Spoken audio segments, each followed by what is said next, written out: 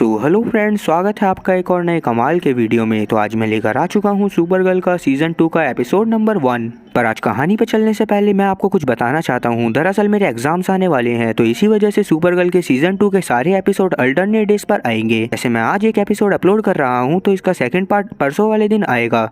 तो इसी वजह से घबराइएगा मत और ये मत सोचिएगा कि मैं भूल गया हूँ कि मुझे सुपर गर्ल को पूरा करना है। मैं जरूर इसको पूरा करूंगा। तो इस सीजन की शुरुआत वहीं से होती है जहाँ पर पिछला सीजन खत्म हुआ था, मतलब कि कारा अब उसी जगह पर जाती है जहाँ पर वो पॉड क्रैश हुआ था। जॉन कारा को उस पॉड को खोलने से मना करता है क्योंकि इसे समझ में नहीं आ रहा था कि उस पॉड के अंदर क्या होगा, पर कारा उसे खोलकर बहुत ज़्यादा ही शॉक हो जाती है। तो अब हमें पता चलता है कि उस पॉड के अंदर दरअसल एक आदमी था जो कि शायद क्रिप्टॉन से उस समय के पहले ही निकल गया होगा जब क्रिप्टॉन बर्बाद हुआ था। वो आदमी जो कि पॉड में था और अभी तक बेहोश था, उसे तुरंत ही डीईओ के मेन बेस में लेकर जाया जाता है, जो कि अब नई जगह पर बन गया था। और उस जगह को देखने के बाद कारा काफी ज्यादा शॉक होती है और अब कारा और एलेक्स दोनों ही आपस में बातें करने लगती हैं। और इन दोनों की बातों से हम लोग जान पाते हैं कि कारा ने जेम्स के साथ एक डेट रखी है और इसने डिसाइड करा है कि आज जब ये उस डेट पर जाएगी तो ये कोई भी सुपर गर्ल वाला काम नहीं करेगी। अब ये दोनों इस बारे में बातें कर ही रहे थे कि इतने में ही कारा को कैट का मैसेज आता है, जो कि तुरंत इसे ऑफिस में बुलाती है। अब जैसे ही कारा कैट के पास पहुंचती है तो कैट इससे बोलने लगती है कि तुमने क्या सोचा है कि तुम प्रमोशन लोगी या नहीं। जवाब में कारा बोलती है कि अभी मैंने इस बारे में कुछ भी नहीं सोचा है और मुझे सोचने के लिए थोड़ा और टाइम चाहिए। इस पर कैट इसे बोलती है कि तुम्हारे पास 24 घंटे का टाइम और है। अब इस बात को सुनने के बाद कारा तुरंत अपने घर चली जाती है और उधर जाकर तैयार होने लगती है क्योंकि थोड़ी ही देर में जेम्स यहाँ पर आने वाला था। और अब कारा सोच ही रही थी कि ये डेट के समय पर क्या पहने कि तभी यहाँ पर जेम्स आ जाता है, जो कि कारा से बोलता है कि तुम कुछ भी पहनो, तुम हमेशा सुंदर लगोगी। इस बात को सुनने के बाद कारा को काफी ज्यादा अच्छा लगता है और अब ये दोनों अपनी डेट पर जाने ही वाले थे कि तभी कारा की नजर टीवी पर पड़ती है जिसमें एक स्पेस क्राफ्ट को स्पेस में भेजा जा रहा था। पर एटमॉस्फेयर के थोड़ा सा बाहर जाते ही उसके विंग में आग लग जाती है और वो जमीन पर वापस से क्रैश होने लगता है। अब इस बात को देखते हुए कारा कुछ सोचने लगती है। वहीं हम लोग सुपर गर्ल के इस सीजन में पहली बार क्लार्क कैंट को देखते हैं, जो कि किसी से फोन पर बात कर रहा था। और वैसे मेरे को क्लार्क कैंट के बारे में बताने की जरूरत तो है नहीं क्योंकि सभी लोग जानते हैं कि वो खुद ही सुपरमैन है। और अब जैसे ही ये इस न्यूज को टीवी पर देखता है कि एक स्पेसक्राफ्ट नीचे गिरने वाला है, तो इसी वजह से ये तुरंत अपनी सुपरमैन की कॉस्ट्यूम में आकर उस जगह पर जाने लगता है। और तभी दूसरी तरफ से सुपर गर्ल भी वहां पर जा रही होती है क्योंकि ये बहुत ज्यादा ही बड़ी मुसीबत थी। और अब ये दोनों साथ में मिलकर किसी तरह उस स्पेसक्राफ्ट को जमीन पर लैंड करवा देते हैं। और अब ये दोनों एक दूसरे को अपने सामने देखकर बहुत ज्यादा ही खुश होते हैं। तब सुपर गर्ल सुपरमैन से बोलती है कि मैं कब से इंतजार कर रही थी कि हम दोनों कोई काम साथ में करें। इस पर सुपरमैन बोलता है कि मैं भी। और अब सुपर गर्ल सुपरमैन को उस जगह पर लेकर जाती है जहां पर डीईओ का मेन बेस था। अब सुपरमैन के वहां पर जाते ही सभी लोग काफी ज्यादा शॉक हो जाते हैं क्योंकि सुपरमैन दरअसल यहां पर नहीं आया करता था और साथ ही जॉन तो काफी ज्यादा ही शॉक दिख रहा था। और अब क्योंकि विन सुपरमैन का कुछ ज़्यादा ही बड़ा फ़ैन था, तो इसी वजह से जब ये सुपरमैन को अपने सामने देखता है तो ये काफ़ी ज़्यादा शॉक होता है और इससे तरह तरह के सवाल पूछने लगता है। पर जॉन सुपरमैन को अपने सामने देखकर ज़्यादा खुश नहीं लग रहा था। तब हम लोग समझ पाते हैं कि ज़रूर कुछ ना कुछ गड़बड़ है। पर डीसी वालों को तो अपना एपिसोड चलाना है, तो इसी वजह से इस गड़बड़ के बारे में भी हमें बाद में ही पता चलेगा। खैर, आगे हम लोग देख पाते हैं कि सुपर गर्ल सुपरमैन को उस आदमी के पास लेकर जाती है जो कि इन्हें पॉड में मिला था।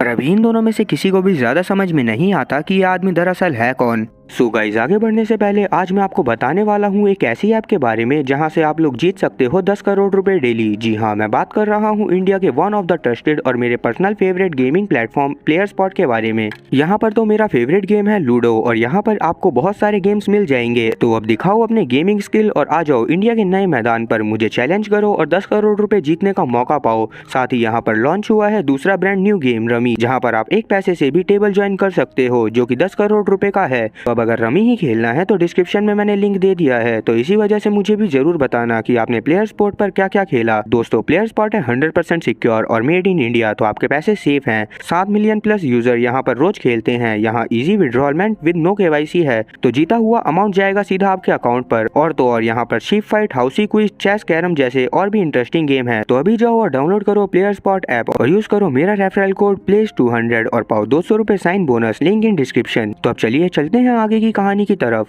अब आगे कारा क्लार्क से कैट को कंपनी में चलने को बोलती है ताकि ये जेम्स से मिल सके। इस पर क्लार्क भी मान जाता है। पर जब ये दोनों बाहर जा रहे होते हैं तो बाहर जॉन खड़ा होता है जो कि सुपरमैन को अजीब तरह से देख रहा होता है। ये देखने के बाद एलेक्स भी समझ जाती है कि जरूर कुछ ना कुछ गड़बड़ है। और अब इसके बाद ये दोनों इंसानों वाले कपड़े पहनकर कैट को कंपनी में चले जाते हैं, जहाँ पर जब क्लार्क जेम्स से मिलता है तो ये काफी ज्यादा खुश होता है। तभी कैट की नजर क्लार्क पर पड़ती है, जिसे देखने के बाद कैट तो काफी ज्यादा शॉक होती है, क्योंकि इसे समझ में नहीं आ रहा था कि ये क्लार्क से कैसे बात करेगी, क्योंकि क्लार्क सच में ही बहुत ज्यादा ही फेमस रिपोर्टर था। इसी वजह से ये कारा को अपने पास बुलाती है और इससे पूछती है कि तुमने कभी बताया नहीं कि तुम क्लार्क को भी जानती हो। तब कारा भी काफी ज्यादा शॉक होती है और बोलती है कि हाँ, बस हम दोनों फ्रेंड्स हैं। तब कैट क्लार्क को बातें करते हुए साइड में लेकर चली जाती है। तभी कारा को एलेक्स का कॉल आता है, जो कि इसे बताती है कि तुम लोगों को एक कंपनी में जाकर छानबीन करनी पड़ेगी, क्योंकि जो स्पेसशिप क्रैश हुआ है उसमें मिसेस ल्यूथर भी थी। अब इस बात को सुनने के बाद कारा काफी ज्यादा शॉक होती है और अब ये क्लार्क को लेकर सीधा उसी जगह पर जाने लगती है, क्योंकि अब इन्हें समझ में आ गया था कि किसी ने मिसेस ल्यूथर को मारने के लिए ही उस स्पेसक्राफ्ट को क्रैश करवाया था। तो इसी वजह से कारा और क्लार्क दोनों मिसेस ल्यूथर की कंपनी की तरफ जाने लगते हैं। अब आगे हम लोग एक कॉर्बिन नाम के इंसान को देख पाते हैं, जिसने की बहुत सारे ड्रोन्स बनवाए थे, क्योंकि ये वही बंदा था जो कि मिसेस ल्यूथर को मारना चाहता था। और अभी ये उस आदमी के पास होता है जो कि ड्रोन बना रहा था, पर ये तो शाहजहां का रिश्तेदार निकलता है, क्योंकि ये उस आदमी को ही मार देता है जिसने ड्रोन बनाए थे, ताकि कोई आगे ऐसी टेक्नोलॉजी का यूज ना कर सके। और अब ये सोचने लगता है कि ये मिसेस ल्यूथर को कैसे मारेगा। वहीं हम लोग देख पाते हैं कि कारा और क्लार्क जाकर मिसेस ल्यूथर से मिलते हैं और इसे बताते हैं कि कोई तुम्हें मारने की कोशिश करने वाला है। पर अभी मिसेस ल्यूथर इनकी बात पर ज्यादा ध्यान नहीं देती और सोचती रहती है कि कैसे ये इन्हें यहाँ से भगाए। पर जब कारा और क्लार्क दोनों ही अपनी बात पर डटे रहते हैं, तो इसी वजह से मिसेस ल्यूथर इन्हें एक पेन ड्राइव देती हुई बोलती है कि जो स्पेसक्राफ्ट स्पेस में गया था ये उसके फाइल्स हैं, तो इसी वजह से तुम इसे जाकर देख सकते हो, इसमें कोई भी गलती नहीं है। अब उस पेन ड्राइव को लेने के बाद ये दोनों ही यहाँ से चले जाते हैं। अब जब ये दोनों रास्ते में जा रहे होते हैं तो इन दोनों की बातों से हम लोग जान पाते हैं कि क्लार्क को पता है कि कारा जेम्स को पसंद करती है, पर अभी कारा इस बारे में क्लार्क को कुछ भी नहीं बताती। वहीं डीईओ के मेन बेस में हम लोग एलेक्स को जॉन से बातें करते हुए देख पाते हैं, जहाँ पर एलेक्स बोलती है कि मुझे पता चल गया है कि तुम्हारी सुपरमैन से क्यों नहीं बन रही है। तब पहले तो जॉन इसे कुछ भी नहीं बताता, पर जब एलेक्स इसे वो फाइल दिखाती है जिसमें कि सुपरमैन और जॉन ने साथ में काम करा था, तब जॉन इसे बताता है कि पहले के टाइम पर सुपरमैन और मैं काफी ज्यादा अच्छे दोस्त थे, और फिर इसके बाद जब हम लोग एक मिशन पर काम कर रहे थे तो हमें जमीन के अंदर से एक नई चीज निकालनी थी, जो कि कुछ और नहीं बल्कि खुद क्रिप्टोनाइट था। पर सुपरमैन नहीं चाहता था कि उस क्रिप्टोनाइट को निकाला जाए, वो चाहता था कि उसे वहीं पर डिस्ट्रॉय कर दिया जाए। पर क्योंकि हम लोगों को पता था कि हमारे ऊपर ऐसी मुसीबतें आ सकती हैं, तो इसी वजह से हमने उस क्रिप्टोनाइट को निकाल लिया। पर सुपरमैन को लग रहा था कि इससे उसे नुकसान पहुंचाया जा सकता है, और क्योंकि उस वक्त मैंने उसकी बात नहीं मानी थी, तो इसी वजह से सुपरमैन मुझसे अभी भी गुस्सा है। ये दोनों इस बारे में बातें कर ही रहे थे कि तभी यहाँ पर विन आता है, जो कि इन्हें बताता है कि मिसेस ल्यूथर के ऊपर वापस से अटैक हो सकता है, क्योंकि वो अपने हेलीकॉप्टर में कहीं पर जा रही हैं। और दूसरी तरफ जैसे ही मिसेस ल्यूथर हवा में अपने हेलीकॉप्टर को लेकर जाती हैं, तभी दो ड्रोन इनके हेलीकॉप्टर को घेर लेता है, और अब जैसे ही ये इनके ऊपर फायर करता है, तभी बीच में सुपरगर्ल और सुपरमैन दोनों आ जाते हैं। और अब ये दोनों जल्दी जल्दी सभी ड्रोन्स को डिस्ट्रॉय करना चालू कर देते हैं, जिसमें इन्हें पहले तो काफी ज्यादा दिक्कत आ रही होती है, पर बाद में ये किसी तरह सभी ड्रोन्स डिस्ट्रॉय कर देते हैं। जैसा कि हम लोग जानते हैं कि सुपर हीरो कितनी भी कोशिश क्यों ना कर ले, वो चीज जरूर होनी होती है जिसको वो रोकने जाता है। तो इसी वजह से एक ड्रोन हेलीकॉप्टर पर भी हमला कर देता है, और अब वो हेलीकॉप्टर जमीन से टकराने ही वाला था कि तभी सुपरगर्ल ऊपर की तरफ जाकर उस हेलीकॉप्टर को रोक लेती है और किसी न किसी तरह मिसेस ल्यूथर को बचा लेती है। मिसेस ल्यूथर को बचाने के बाद कारा और क्लार्क दोनों वापस से कैट को कंपनी में जाते हैं।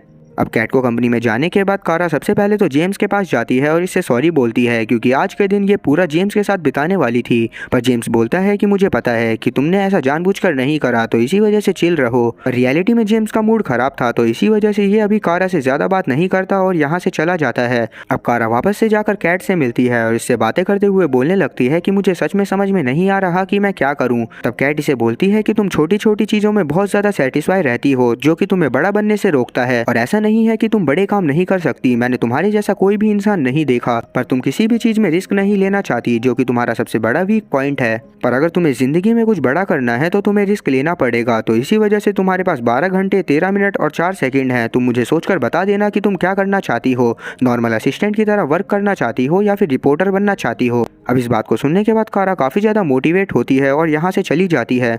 यहाँ से निकलने के बाद कारा वापस से डीईओ के मेन बेस में जाती है, जहाँ पर सुपरमैन भी था। और अब यहाँ पर इन लोगों को विन की मदद से पता चलता है कि इन ड्रोन को एक आदमी कंट्रोल कर रहा था, जिसका नाम मिस्टर कॉर्बिन था, और अब वो वापस से मिसेस ल्यूथर के ऊपर हमला करने वाला है, क्योंकि उन्होंने अपना एक इंटरव्यू रखा हुआ है। अब इस बात को सुनने के बाद क्लार्क और कारा दोनों ही डिसाइड करते हैं कि ये दोनों उस मीटिंग वाली जगह पर जाएंगे, साथ ही इनके साथ एलेक्स भी होगी। अब जब ये लोग वहाँ पर जाते हैं तो हम लोग देख पाते हैं कि वहाँ पर जेम्स भी है। और अब जैसे ही मिसेस ल्यूथर अपना इंटरव्यू चालू करती करती हैं तभी इनके पीछे की बिल्डिंग में बहुत बड़ा धमाका होता है जो कि इन्हीं की बिल्डिंग थी।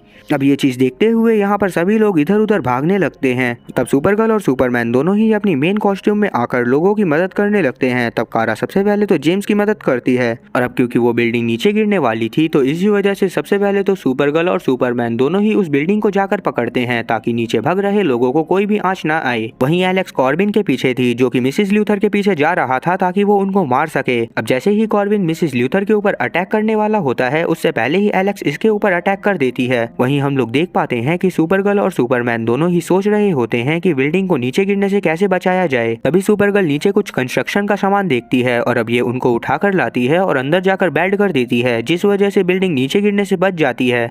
और अब सुपरमैन इस बात को देखकर काफी ज्यादा खुश होता है। तब सुपरगर्ल जल्दी से एलेक्स की मदद करने जाती है ताकि ये कॉर्बिन को जल्दी से पकड़ सके। जैसे ही सुपरगर्ल वहां पर पहुंचती है तो कॉर्बिन एलेक्स को गन पॉइंट पर ले लेता है और बोलता है कि मैं तुम्हें तो कोई भी नुकसान नहीं पहुंचा सकता पर मैं इसको जरूर नुकसान पहुंचा दूंगा अगर तुमने मुझे रोकने की कोशिश करी तो। और इतने में ही पीछे से मिसेस ल्यूथर कॉर्बिन को शूट कर देती है जिस वजह से कॉर्बिन के बहुत ज्यादा ब्लड निकलने लगता है। तब एलेक्स बोलती है कि इसका बचना बहुत ज्यादा ही जरूरी है। इसी वजह से सुपरगर्ल सुपरमैन को बुलाती है। खैर अब क्योंकि सब सही हो गया था तो इसी वजह से कारा क्लार्क से गुड बाय बोलती है और अब क्लार्क भी खुशी खुशी यहाँ से चला जाता है। कारा सीधा कैट के पास जाती है और इससे बोलती है कि मैंने डिसाइड कर लिया है कि अब मैं रिपोर्टर बन जाऊंगी। इस बात को सुनने के बाद कैट को काफी ज्यादा खुशी होती है और अब यहाँ से निकलने के बाद कारा जेम्स के पास जाती है और इससे माफी मांगती है। तब जेम्स भी इसे माफ कर देता है और अब यहाँ से कारा डीईओ के मेन बेस में पहुंचती है जहाँ पर सुपरमैन भी था। अब ये सारे आपस में बातें कर ही रहे थे कि तभी न्यूज में दिखाया जाता है कि कुछ रॉबर एक जगह को लूटने की कोशिश कर रहे हैं। अब इस बात को सुनते ही कारा और सुपरमैन दोनों ही उस जगह के लिए निकल जाते हैं।